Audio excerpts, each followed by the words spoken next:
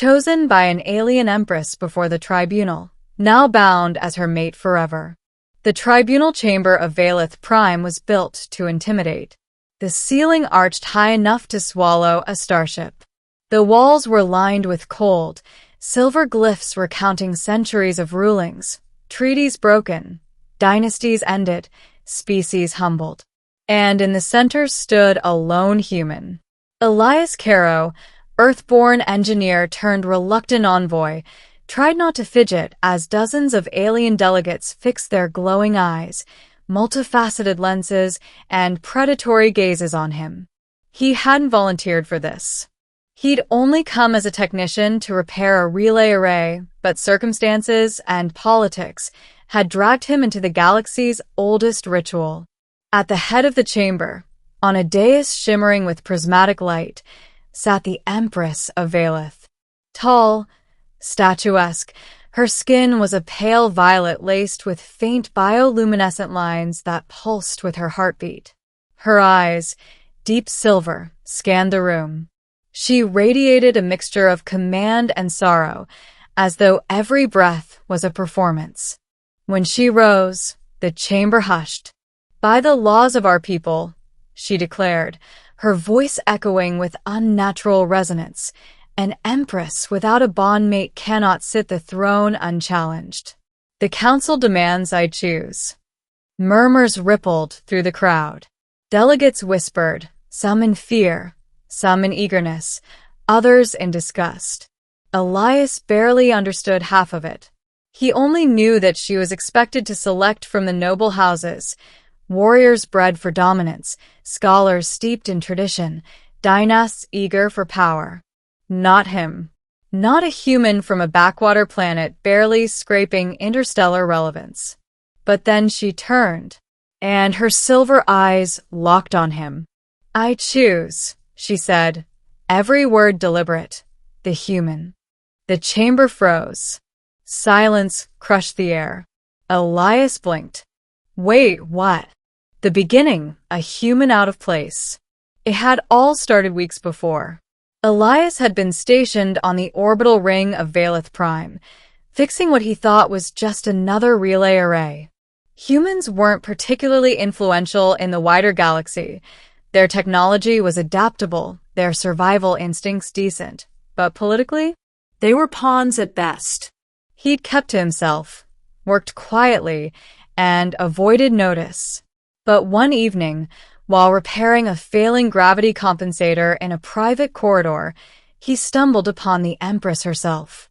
She was unguarded, gazing out at the nebulae beyond, a queen momentarily stripped of her crown. They spoke.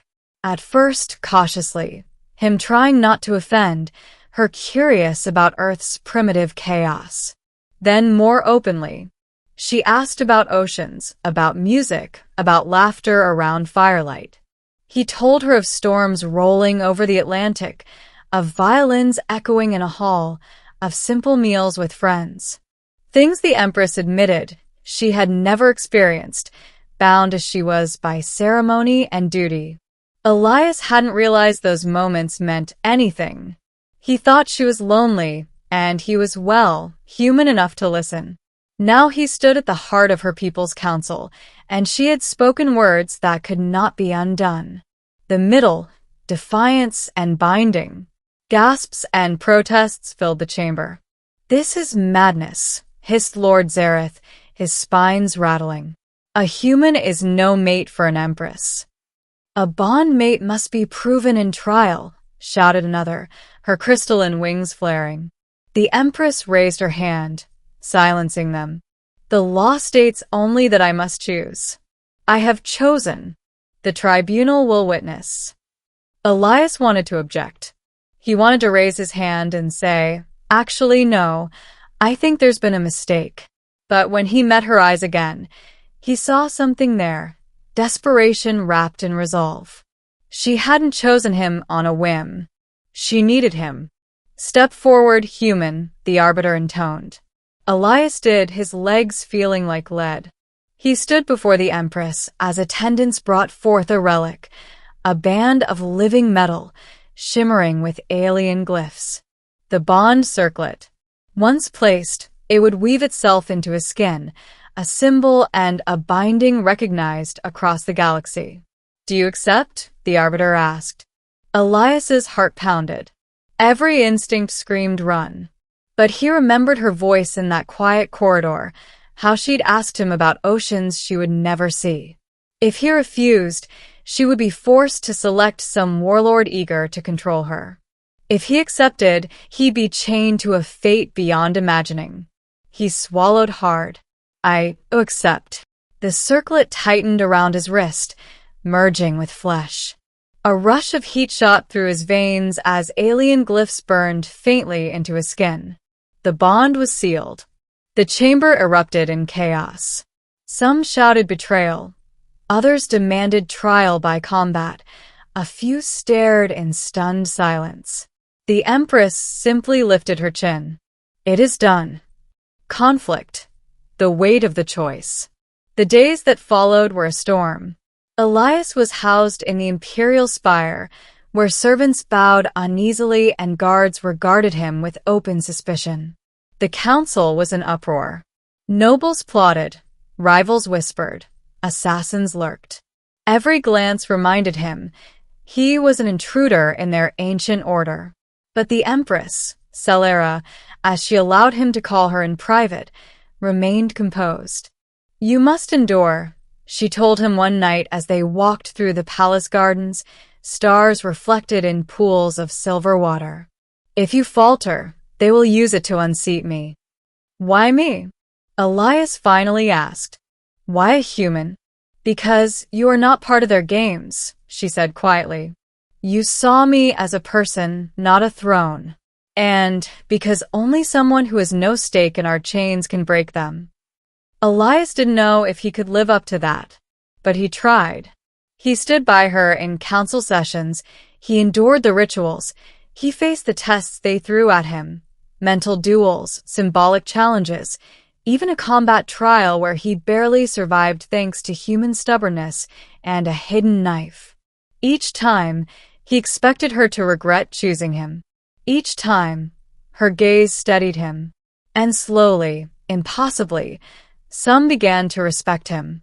Not for his strength, not for his cunning, but for his refusal to break. The climax, trial by fire. The breaking point came when Lord Zareth challenged the bond outright. A human cannot rule beside an empress. Let trial decide. The council roared approval. The ancient right demanded Elias fight, not with weapons alone, but with will. If he fell, Solara's choice would be void, her reign broken. In the arena, Zareth towered over him, armored in spines and rage. Elias had no illusions. He could not match brute strength. But he remembered Earth's history, the scrappy defiance of his ancestors, the fire that kept humanity alive when stronger species had dismissed them. The fight was brutal. Elias was hurled, bloodied, nearly crushed. But he adapted. He ducked, used terrain, struck at weak points.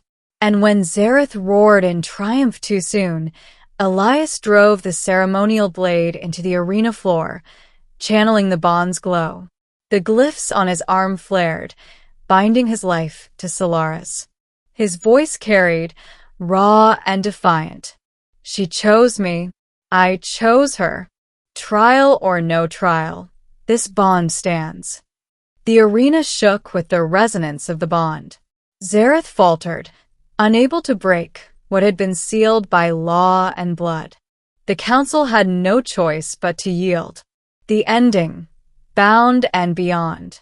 Elias staggered from the arena, half conscious, but Celera caught him. For the first time, the Empress's mask cracked and relief softened her features. "You held," she whispered. "Didn't have a choice," he managed, grimacing. "You picked me, remember?"